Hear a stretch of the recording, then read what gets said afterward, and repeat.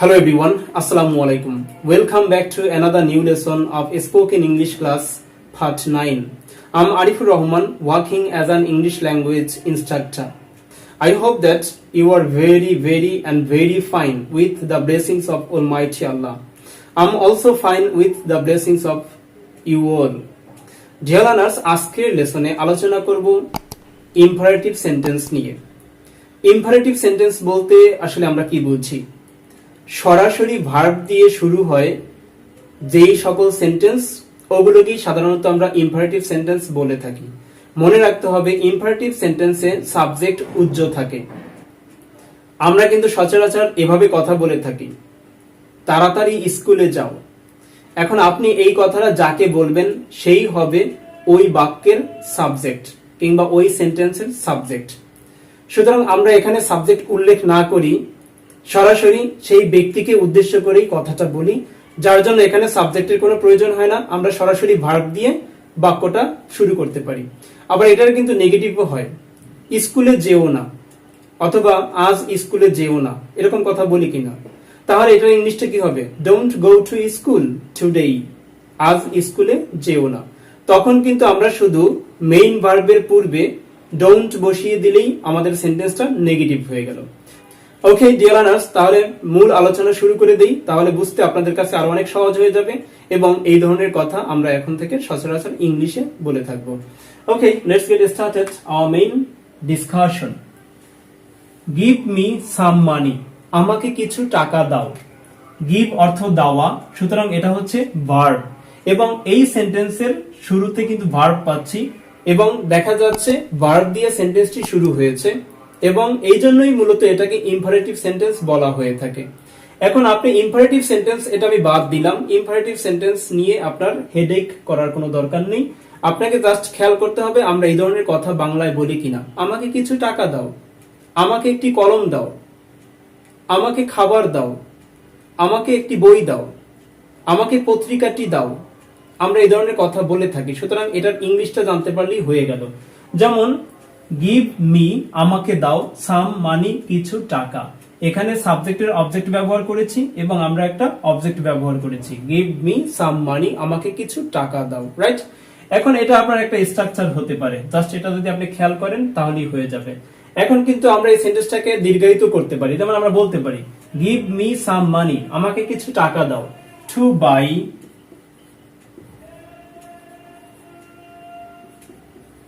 দা book, বইটি কিনতে। আপনি সেন্টেন্স ইচ্ছে মতো দীর্ঘায়িত করতে পারেন, right? Give me some money to buy the book, বইটি কিনতে আমাকে কিছু টাকা দাও, রাইট? এখন এটা নেগেটিভ কি হবে? নেগেটিভ করার ক্ষেত্রে এই যে গিভ রয়েছে, গিভের পূর্বে ডোন্ট বসিয়ে দিলেই হয়ে গেল। Don't give me some money to buy the book, বইটি কিনতে আমাকে কিছু টাকা দিও না। এরকম কথা যদি বলে থাকি, ঠিক সেটার ইংলিশটা আমরা এভাবে বলবো। ওকে, আমরা মূল আলোচনা শুরু করি। Go to school by bus, বাসে চড়ে স্কুলে যাও। অথবা এই যে গো ব্যবহার করেছি, এটা দ্বারা আমরা এখন সব জায়গায় যেতে পারবো।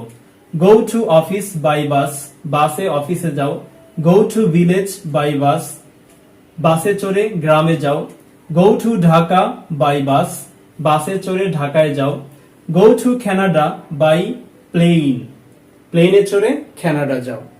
ওকে dear learners, next obey your parents, তোমার পিতামাতাকে মান্য করো। অবি এর অর্থ হচ্ছে মান্য করা, ইয়োর প্যারেন্টস তোমার পিতামাতাকে। সুতরাং এখানে সরাসরি ভার্ব দিয়ে শুরু হলো। অবি ইয়োর প্যারেন্টস, তোমার পিতামাতাকে মান্য করো। অবি ইয়োর টিচার্স, তোমার শিক্ষকদের মান্য করো। অবি দা সিনিয়র পারসনস, বয়স্কদের মান্য করো, রাইট? নেক্সট রিমেম্বার আল্লাহ ইনওয়ার্ডলি, মনে মনে আল্লাহকে স্মরণ করো। রিমেম্বার আল্লাহ ইনওয়ার্ডলি, মনে মনে আল্লাহকে স্মরণ করো। রিমেম্বার ইয়োর চাইল্ডহুড মেমোরিজ, তোমার শৈশবের স্মৃতিগুলো মনে করো।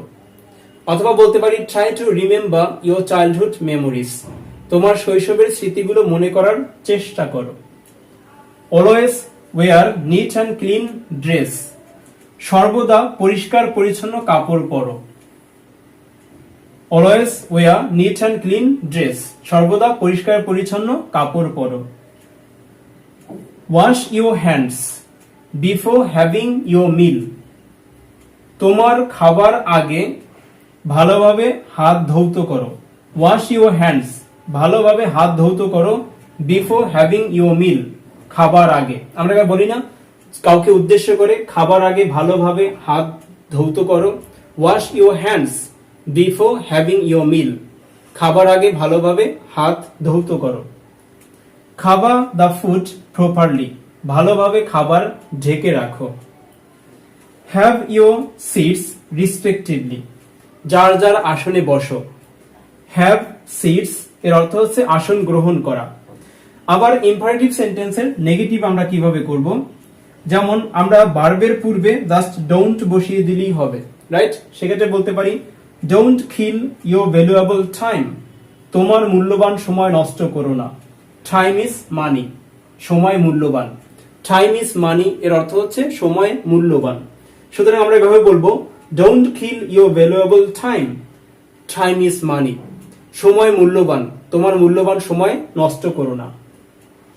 ডোন্ট ব্রেক দ্য ল, আইন ভেঙো না কিংবা আইন ভঙ্গ করো না। এখানে আবার রুলস ব্যবহার করতে পারি। ডোন্ট ব্রেক দ্য রুলস, নিয়ম ভঙ্গ করো না। ডোন্ট মেক মি ক্রাই, আমাকে কাঁদাইও না। ডোন্ট মেক মি ক্রাই, আমাকে কাঁদাইও না। আবার বলতে পারি ডোন্ট মেক মি লাফ, আমাকে হাসাইও না। Don't mix with the bad boys, খারাপ ছেলেদের সাথে মিশো না।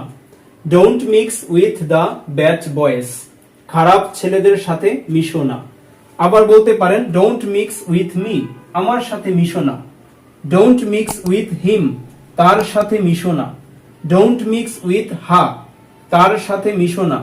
ডোন্ট মিক্স উইথ দেম, তাদের সাথে মিশো না। ডোন্ট মিক্স উইথ রাজু, রাজুর সাথে মিশো না। Don't mix with Raju and Mina, Raju এবং মিনার সাথে মিশো না। আপনারা আপনাদের ইচ্ছে মতো অবজেক্ট পরিবর্তন করে চর্চা করতে পারেন। ডোন্ট ডিস্টার্ব এনিওয়ান, কাউকে বিরক্ত করো না। ডিউরিং দ্য ওয়াক, কাজের সময়। আমরা এভাবে বলি কাজের সময় কাউকে বিরক্ত করো না। Don't disturb anyone during the walk, কাজের সময় কাউকে বিরক্ত করো না। অথবা এখানে এনিওয়ানের পরিবর্তে মি ব্যবহার করতে পারি। Don't disturb me during the walk, কাজের সময় আমাকে বিরক্ত করো না। Don't disturb him during the walk, কাজের সময় তাকে বিরক্ত করো না। Don't disturb them during the walk, কাজের সময় তাদেরকে বিরক্ত করো না। Don't disturb Raju during the walk, কাজের সময় রাজুকে বিরক্ত করো না। ডোন্ট ড্রাইভ আ কার রিকলেসলি, বেপরোয়াভাবে গাড়ি চালাইও না। আমরা এভাবে বলতে পারি don't ride a motor bike recklessly, বেপরোয়াভাবে মোটর বাইক চালাইও না। ডোন্ট আগু উইথ ফুল, বোকাদের সাথে তর্ক করো না। এখানে ফুলের পরিবর্তে আমরা অন্যান্য অবজেক্ট ব্যবহার করতে পারি। ডোন্ট আগু উইথ মি, আমার সাথে তর্ক করো না। ডোন্ট আগু উইথ হিম, তার সাথে তর্ক করো না। ডোন্ট আগু উইথ দেম, তাদের সাথে তর্ক করো না। ডোন্ট আগু উইথ টিচার্স, শিক্ষকদের সাথে তর্ক করো না। ডোন্ট আগু উইথ প্যারেন্টস, পিতামাতার সাথে তর্ক করো না। ডোন্ট আগু উইথ সিনিয়র পারসনস, বয়োজ্যেষ্ঠদের সাথে তর্ক করো না। ডিয়ার লার্নার্স, আশা করি খুব সহজেই বুঝতে পেরেছেন এবং লেসনটি খুব সহজেই আয়ত্ত করতে পেরেছেন কিভাবে আমরা ইম্পারেটিভ সেন্টেন্সে সাবজেক্ট বাদ দিয়ে কথা বলবো। সুতরাং আপনারা বাসায় বসে এভাবে প্র্যাকটিস করতে থাকুন এবং যত বেশি প্র্যাকটিস করবেন তত আপনাদের ফ্লুয়েন্সি চলে আসবে এবং তত সহজে এবং তত তাড়াতাড়ি আপনারা ইংলিশে কথা বলতে পারবেন।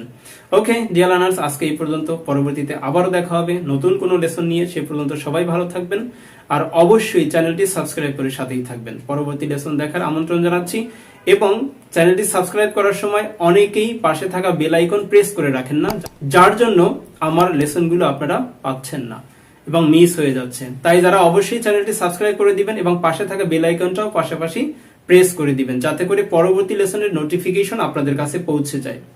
ওকে, সবার প্রতি অনেক অনেক শুভকামনা রইল। আল্লাহ হাফেজ।